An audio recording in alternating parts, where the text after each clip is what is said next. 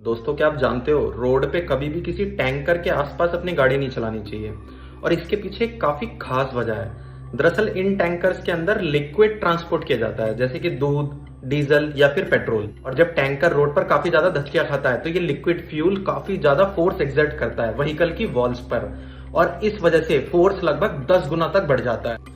अब इस फोर्स को कम करने के लिए टैंकर की बॉडी के बीच में डिफरेंट पार्टीशंस दिए जाते हैं, ताकि ये लिक्विड फ्यूल एक बारी में काफी तेज झटका मारकर टैंकर को खड़ा ना करवा दे। लेकिन इस टेक्नोलॉजी के बाद भी एक कमी रह जाती है।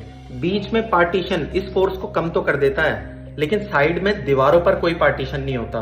तो कभी कभी धक्कियों में ऐसा भी होता है, सारा लिक्विड फ्यूल दीवारों पर एक साथ कंटिन्यूअस प्रेशर बना देता है और टैंकर इजीली पलट जाता है। इनफैक्ट अगर टेस्टिंग करी जाए तो पता लगता है कि एक कार जितनी इजीली पलट सकती है, टैंकर उससे लगभग 4 गुना इजीली पलट सकता है।